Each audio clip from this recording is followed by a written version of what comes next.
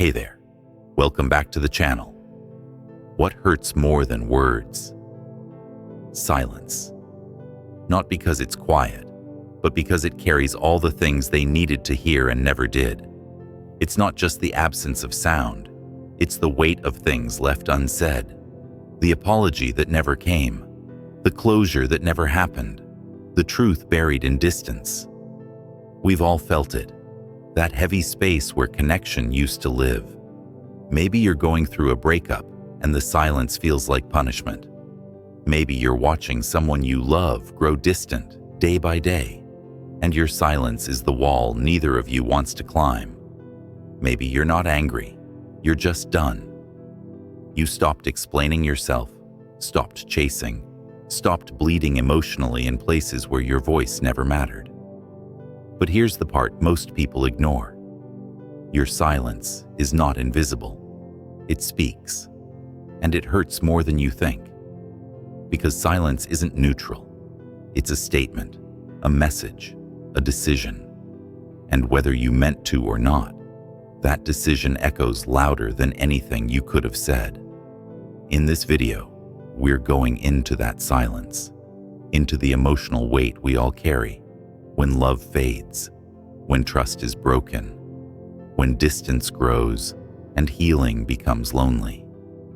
We're going to talk about emotional control, about reclaiming your worth, about not letting your silence become a weapon when it should be a boundary. This is about choosing clarity over confusion, power over pain, stillness over chaos.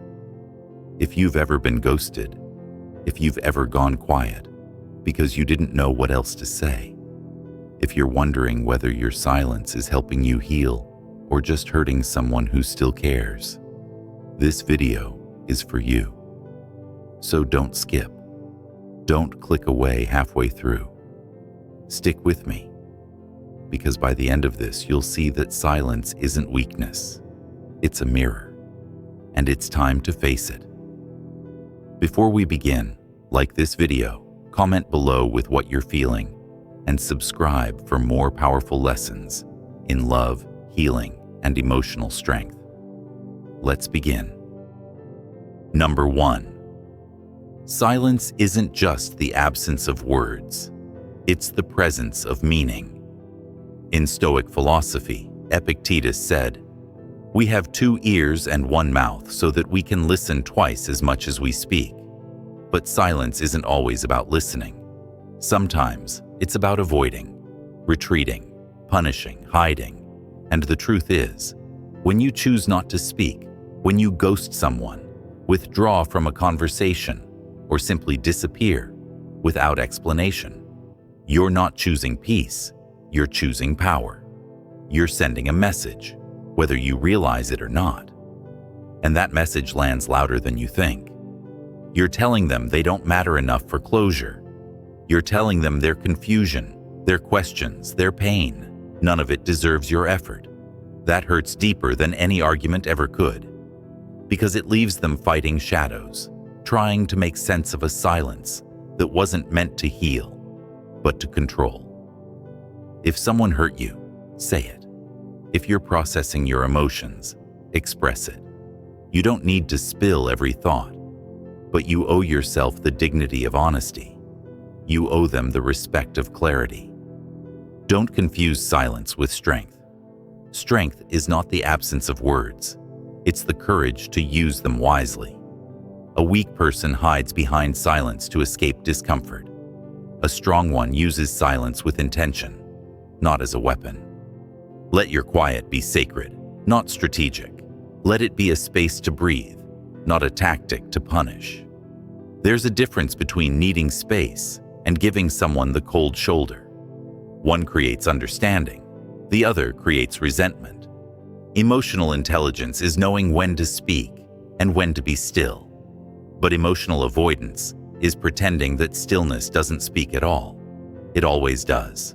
So, speak when it matters. Be silent when it's wise. And never let your silence say what your soul doesn't mean. Control your words, yes, but control your intent even more. Because silence, in the end, doesn't just echo, it defines you. Number 2. Distance isn't always healing. Sometimes it's a wound left open. In the name of healing, many of us pull away. We stop texting. We stop showing up. We tell ourselves they'll figure it out. But here's the thing. Unspoken pain festers. Silence doesn't always soothe. It lingers like a question with no answer. Distance doesn't always bring clarity. It can create confusion, self-doubt, and emotional scars that run deeper than the words we never said. As Marcus Aurelius wrote, "Waste no more time arguing what a good man should be. Be one." That means you don't vanish to prove a point. You don't ghost someone to feel in control. If you truly care, you communicate. And if you're done, you say goodbye with dignity. Because closure is kindness. Not everyone deserves your time, but they do deserve your honesty. You can walk away and still be respectful. You can end things and still carry yourself with integrity. That's what strength looks like. That's what real self-worth sounds like. Cowards run, leaders speak. So ask yourself, are you walking away to heal? Or are you avoiding the courage it takes to face what you feel? Sometimes we claim we need space, but what we really need is the discipline to have difficult conversations. Healing isn't always about leaving. Sometimes healing is staying long enough to say the truth, even if your voice shakes, even if your heart breaks. Stoicism doesn't mean detachment, it means composure. It means rising above the emotional storm, not pretending the storm doesn't exist. When you distance yourself without explanation, you leave others trapped in an emotional limbo. That's not healing, that's hiding. It's time to take accountability for the energy you leave behind, the people you confuse, the wounds you widen in silence. Be clear, be honest, be strong enough to end things the right way. Because real peace doesn't come from avoidance. It comes from facing what's uncomfortable and still choosing to do the right thing. Don't let fear dress up as healing.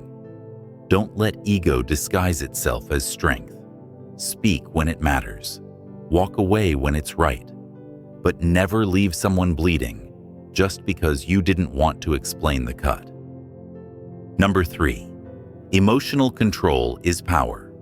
But suppression is a trap. You might think staying silent makes you strong, that holding it all in is self-control, that walking away without a word makes you mysterious, untouchable, powerful. But suppression isn't strength, it's stagnation. It's the quiet buildup of emotions that were never meant to be buried. It's the slow corrosion of authenticity. Stoic strength is not about locking your heart in a vault. It's about learning how to hold your emotions without letting them control you. Seneca said, "He who is brave is free." And freedom doesn't come from silence. It comes from self-honesty, from being brave enough to feel and brave enough to speak. Emotional control is not about saying nothing. It's about saying the right thing, at the right time, in the right way. You can be calm and still be clear. You can be composed and still speak your truth.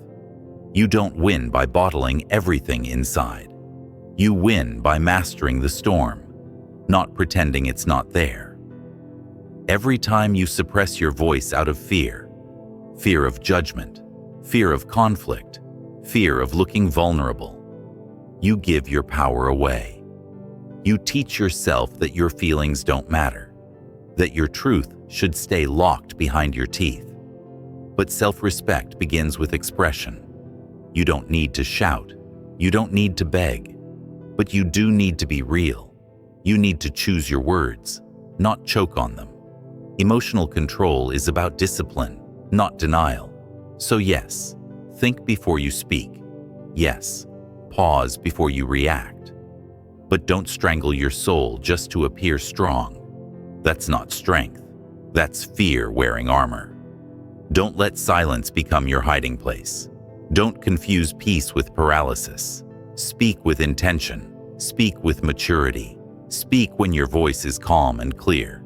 And remember, silence can be wise, but only when it's chosen from strength, not from fear.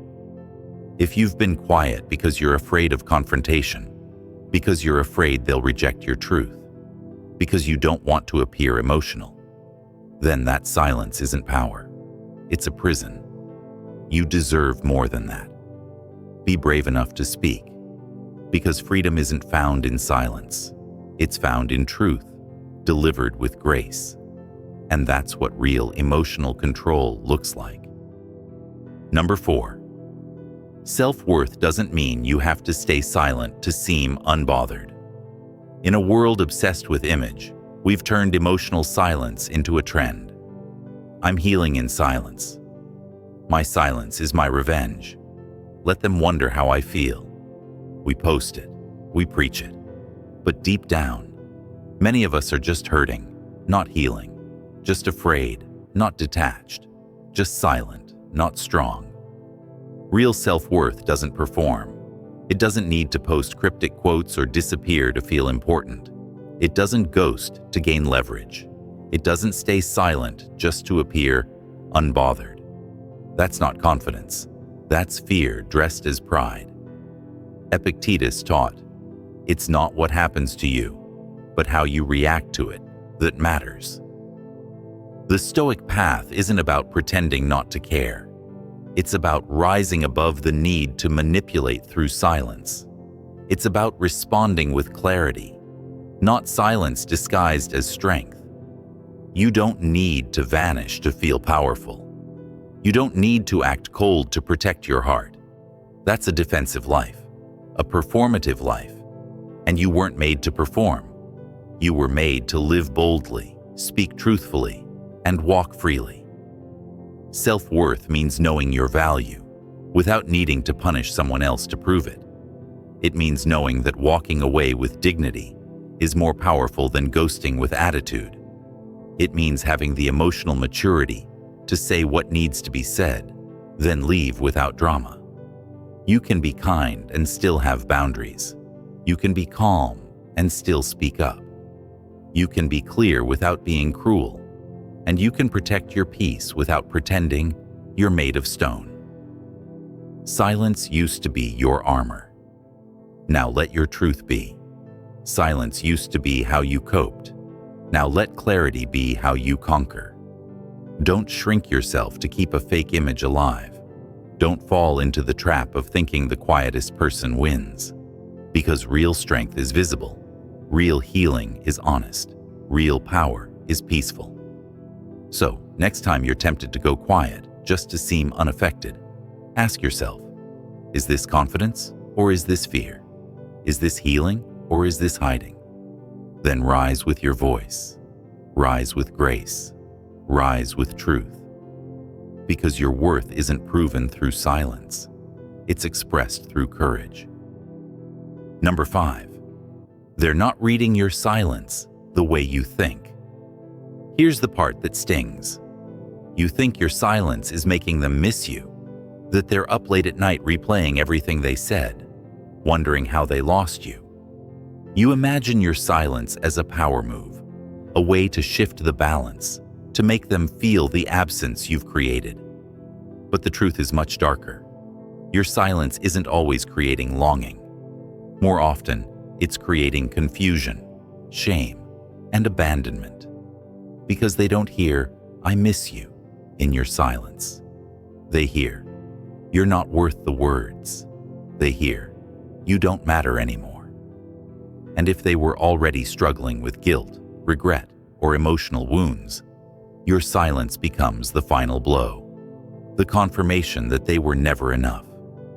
This isn't to guilt you, it's to awaken you. Because Stoic wisdom tells us to lead with virtue, not vengeance. As Marcus Aurelius wrote, "The best revenge is to be unlike him who performed the injury." Silence isn't noble if it's driven by pride. And pride has ruined more relationships than honesty ever has. If you truly cared, if they once meant something, if part of you still aches when you think of them, would you want them living in a fog of self-doubt, trying to decode your silence like a punishment they never saw coming? You're not weak for reaching out. You're not soft for seeking closure. You're not desperate for choosing clarity over confusion. You're wise, because you understand that emotional control is not about playing games. It's about communicating your truth without chaos. It's about taking the high road, not because it's easy, but because it's right. Don't let ego write your story. Don't let fear steal your voice. The strongest people aren't the ones who shut down. They're the ones who speak up with integrity. When you choose silence as a weapon, you lose the battle of character. But when you choose clarity, even in pain, you rise above the noise.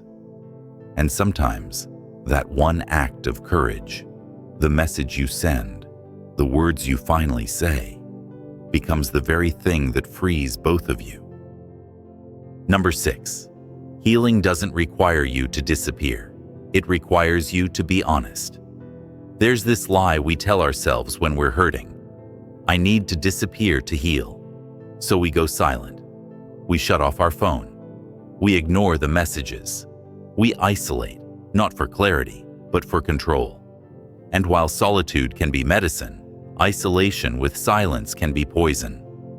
Healing doesn't mean cutting everyone off and hoping time will do what courage wouldn't. Healing means choosing truth, even when it's uncomfortable. It means saying, I need space, not vanishing and pretending it's strength. Seneca said, no man is more unhappy than he who never faces adversity, for he is not permitted to prove himself. And disappearing isn't facing adversity. It's avoiding the emotional responsibility of clarity. It's easier to ghost than it is to say, this hurts and I need time. But easier isn't always wiser. Sometimes your silence becomes their trauma, not because you intended it, but because they deserved an answer and got emptiness instead. And you? You deserved the strength that comes from expressing your needs with courage, not hiding behind shadows. Real healing doesn't come from silence. It comes from self-respect. It comes from speaking boundaries instead of building walls. It comes from saying, this is what I'm working through, not making people guess what they did wrong. You don't owe everyone access, but you do owe the people you once valued a sense of dignity. Because closure isn't just for them, it's for you too. It's the peace that comes when you know you chose growth over retreat. When you can look at yourself in the mirror and know you didn't run, you rose. Don't confuse absence with strength. Anyone can disappear. But it takes real courage to communicate while you're still bleeding. To say, I care, but I need space. To say, this hurt me, but I'm not here to hurt you back. You don't have to cut people off to grow. You don't have to be cold to protect your peace. You don't have to stay silent to seem unshaken. Healing is brave, honesty is powerful, and clarity is the most underrated form of self-respect there is. Number 7, let go with grace, not games. Silence can be a weapon, or it can be a window into your values, your strength, your peace. The difference is your intention. When you go quiet, you have to ask yourself honestly, am I choosing peace, or am I playing games? Because healing doesn't require theatrics. You don't have to block them just to look strong. You don't need to vanish to prove you've moved on. Real growth isn't loud. Real closure doesn't need revenge. You can let go with calm. You can walk away with your head high, your heart intact, and your dignity untouched. As Epictetus said, freedom is the only worthy goal in life. It is won by disregarding things that lie beyond our control. You can't control whether they understand your pain, You can't control if they apologize or even care. But you can control your exit. You can choose to leave in a way that reflects your evolution, not your ego. And that choice, letting go with grace, is where your true power lives. Don't let silence become your shield or your sword. Let it be your space to breathe, reflect, and rise. If you say goodbye, say it clearly. If you move on, do it with intention, not to prove anything, not to manipulate, but because your peace matters more than being right. And if you've been holding back, waiting for the right time, the perfect words, or the apology that never comes, understand this. Closure doesn't come from them. It comes from you. From your ability to say, I showed up with honesty. I left with self-respect. You don't owe silence to protect their comfort, but you also don't owe chaos to express your pain. There's a third way, the way of the Stoic, the strong, the healed. Let go, not with noise, but with grace. Your silence speaks, but so does your voice. And in a world where people shout to be heard, the way you carry yourself in quiet moments reveals everything. You are not weak for feeling. You are not broken for caring. Real strength is not in pretending you don't feel. It's in holding your emotions without letting them control you. It's in choosing clarity when confusion is easier, calm when chaos is tempting, compassion when revenge feels satisfying. If someone's silence is hurting you, this is your sign to stop waiting for a message that may never come. Stop replaying memories. Stop analyzing what wasn't said. This is your moment to choose yourself, to stop bleeding for someone who won't even acknowledge your wounds. Heal, reflect, rise. And if your silence is hurting someone else, if you've disappeared thinking it would protect your pride or punish them, this is your call to speak. Not for their comfort, but for your growth. Don't let your pride silence your soul. Don't let fear of vulnerability keep you from doing the right thing. Say what needs to be said, and if it's over, then let it end with grace. Don't vanish. Exit with truth. Don't leave them guessing. Give them peace. Be the one who chooses maturity over mind games, who chooses healing over hiding, who chooses character over control. And always be kind enough to leave people better than you found them. Not because they earned it, but because that's who you are. If this message moved you, if it struck something deep, then let's grow together. Like this video. Drop a comment with your thoughts or story. I read every one. And don't forget to subscribe, because your healing, your strength, and your self-worth, they deserve a voice, and we're just getting started.